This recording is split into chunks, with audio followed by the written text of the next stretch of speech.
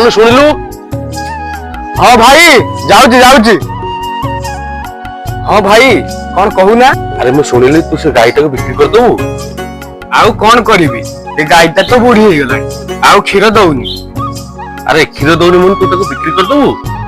ଇଏ ତ ବୁଢୀ ହେଇଗଲାଣି, ଇଏ ଆଉ କଣ ମୋ କାମରେ ଆସିବ। ୟାକୁ ବିକିଦେଲେ ମତେ ପଇସା କିଛି ମିଳିଯିବ। ଆରେ ତୁ ଠିକ କହିଲୁ, ସିଏ ଆମର ଉପକାର ଆସିଥାଏ, ସେ ସେତେବେଳେ ଆମର କାମରେ ଲାଗିଥାଏ। ଯେତେବେଳେ ସିଏ ଆମ କାମରେ ଲାଗିବନି ମୁଁ ତାକୁ ପାଖରେ କାହିଁ ରଖିବି।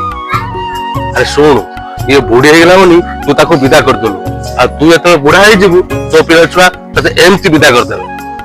ଭାଇ ତମେ ଠିକ କହୁଛ, ଯେତେବେଳେ ଦରକାର ଆସିଥାଏ ସମସ୍ତେ ଆମକୁ ଆଦର କରନ୍ତି। ଆରେ ଗାଈ ହଉ ବା ମଣିଷ ହଉ, ଆମେ ଯୋଉ କର୍ମ କରିଥାନ୍ତି ତା ଫଳଟା ଏଇଠି ଭୋଗିଥାନ୍ତି।